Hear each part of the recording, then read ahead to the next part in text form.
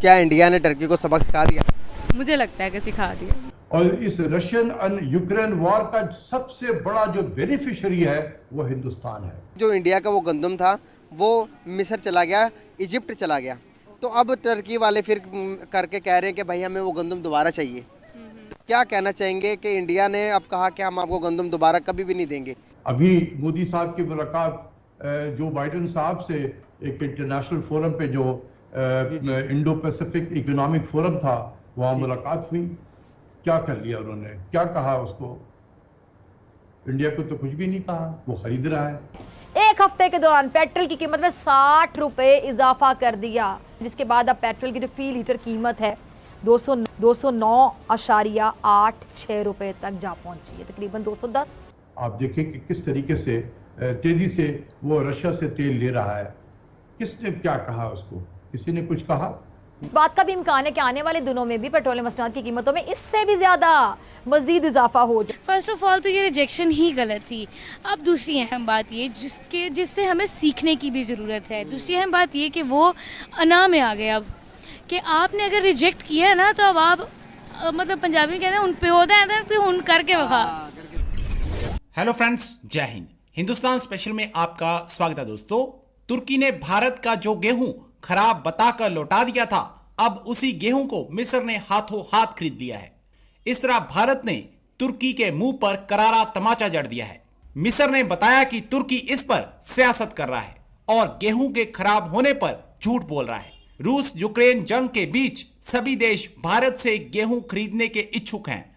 मिस्र को इस गेहूं की क्वालिटी बढ़िया लगी और तुर्की भेजी गई खेप अब मिस्र रवाना कर दी गई है। पाकिस्तानी मीडिया ये चर्चा कर रहा है कि अब भारत तुर्की को कभी गेहूं नहीं भेजने वाला। तुर्की एक तरह से पॉलिटिक्स कर रहा है, लेकिन भारत ने भी उसे चारों खाने चित कर दिया। दूसरी तरफ पाकिस्तान में फिर से पेट्रोल की कीमतों में बढ़ोतरी हो गई है, आवाम सड़कों पर है। पाकिस्तानी मीडिया ये चर्चा कर रहा है कि भारत को रूस यूक्रेन जंग के दौरान बहुत बड़ा फायदा मिला है। So friends, let's start this very interesting video. Thank you so much. Recently खबर आई है कि जो वीट इंडिया ने टर्की को भेजा था, वहीं भी वीट जब उन्होंने इजिप्ट को भेजा तो टर्की ने कहा कि हमें वापस चाहिए आपका वीट। तो उन्होंने कहा कि एब्सोल्युटली नॉट, हम आपको अब कोई भी चीज़ नहीं देंगे, अपना वीट तो कभी भी नहीं देंगे।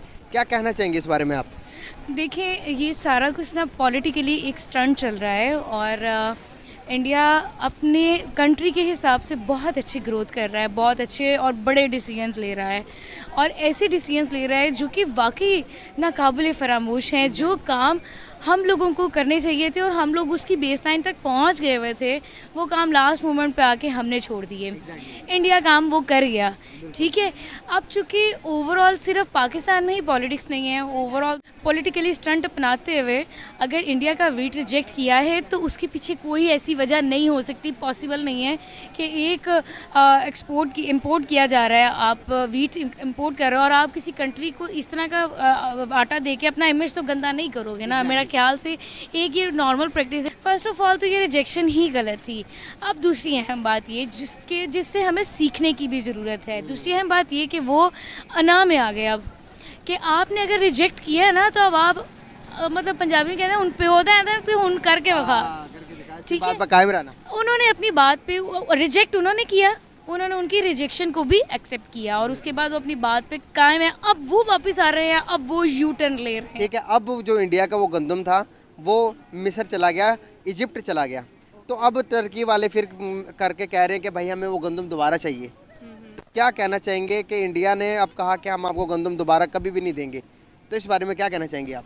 देखिए, पहले तो तुर्की को जो था ना इस बारे में सोचना चाहिए था कि अगर उनके पास गंदम नहीं थी तो वो रिजेक्ट करने से पहले या उन्हें दोबारा भेजने से पहले वो सोचते कि उनका अगला लाहा अमल क्या था, क्या वो किसी और से गंदम ले सकते थे या नहीं।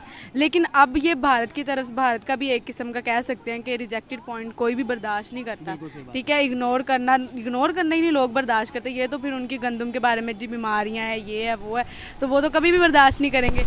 ये मेरे ख्याल में ना उन्होंने बदला लिया है अपना कि अब वो गंदम नहीं देना चाहते। ये एक गुड आंसर भी है कि नहीं देना चाहते। ये कोई भी होता, आम रूटीन में कोई एक से दूसरी दफ़ा आपको इनकार कर दे तो आपका दिल नहीं करता दोबारा उस बंदे से बात करने को। तो ये तो फिर इतना मुल्क और रियासत का मामला है, तो फिर ये बात तो बनती है। टर्की ने, क्या इंडिया ने टर्की को सबक सिखा दिया? मुझे लगता है कि सिखा दिया। आप ऐसे नहीं करेगा ना? रूस से आयल लेने के हवाले से मुख्तलिफ खबरें गर्दिश करती हैं। PTI की हुकूमत कहती है, आज भी शाह कुशी साहब कह रहे थे रूस हमें सस्ता तेल देने को तैयार था, हम नहीं ले पा रहे। दूसरी तरफ ये कहा जाता है कि हमारी एक्सपोर्ट जो है वो यूरोपीय यूनियन अमेरिका के साथ जो है वो मुतासर हो सकती है अगर हम रूस से आयल लेते हैं। डॉक्टर साहब, कोई ऐसा हम बैलेंस नहीं बना सकते कि हम एक्सपोर्ट भी हमारी मुतासर ना हो, रूस से हम तेल भी ले लें? क्या ऐसा मुमकिन है? भाई श्रीलंका ले रहा है, हिंदुस्तान ले रहा है। हिंदुस्तान तो इतना ज्यादा ले रहा है कि आप तस्वर नहीं कर सकते। और इस रशियन एंड यूक्रेन वॉर का सबसे बड़ा जो बेनिफिशियरी है वो हिंदुस्तान है। ठीक। हिंदुस्तान ने 2021 में सिर्फ 12 मिलियन बैरल तेल इंपोर्ट किया था पूरे साल में, जो उसकी रिक्वायरमेंट का सिर्फ 2% था। आज हिंदुस्तान जब से ये जंग शुरू हुई है यूक्रेन और रशिया की, अब तक वो तकरीबन 34 मिलियन बैरल ऑयल खरीद चुका है। 34 मिलियन बैरल। ठीक। और ये मार्च के महीने में 3 मिलियन बैरल इंपोर्ट किया था उसने। अप्रैल के महीने में उसने 7.2 मिलियन बैरल इंपोर्ट किया। ठीक। मई के महीने में 24 मिलियन बैरल इंपोर्ट किया। जून के महीने में 28 मिलियन बैरल इंपोर्ट होगा। आप देखें कि किस तरीके से तेजी से वो रशिया से तेल ले रहा है। किसने क्या कहा उसको? किसी ने कुछ कहा? अभी मोदी साहब की मुलाकात जो बाइडेन साहब से एक इंटरनेशनल फोरम पे जो इंडो पैसिफिक इकोनॉमिक फोरम था, वहां मुलाकात हुई। क्या कर लिया उन्होंने? क्या कहा उसको? इंडिया को तो कुछ भी नहीं कहा, वो खरीद रहा है। बात यह है कि इस मुल्क में जो हमारे पॉलिसी मेकर हैं, इनको इतना डराया गया है, ओहो अगर IMF में नहीं जाएगा तो ये तबाही हो जाएगी, IMF में नहीं गए तो वो तबाही होगी। और हमारी कौम जो है, हमारे हुक्मरान डर डर के IMF में जाते रहे, डर डर कर कि अगर नहीं गए तो क्या क़यामत टूट जाएगी। ठीक। यार यही पाकिस्तान था 2004 से 2008 तक IMF में नहीं था तो क्या हुआ था? हम खड़े हो गए थे ना, आराम से थे। क्या किया किसी ने? क्या वर्ल्ड बैंक ने लैंडिंग रोकी थी? एशियन डेवलपमेंट बैंक ने लैंडिंग रोकी थी? किसी ने नहीं रोकी थी। लेकिन इतना डरा डरा कर, ओह अगर रशिया से लिया तो ये तबाही होगी, फलां से लिया तो ये तबाही होगी, बाकी दुनिया ले रही है, उनकी क्यों नहीं तबाही हो रही है? ठीक। तो इस सवाल का जो ज्यादा जवाब है ये वजारत खारजा देंगे। मैं तो सिर्फ इकोनॉमिक्स का पोर्शन ही बता सकता हूँ, बाकी ये इंटरनेशनल रिलेशंस का सवाल है, दफ्तर खारजा ही ज्यादा मुनासिब इसका जवाब दे सकेगा।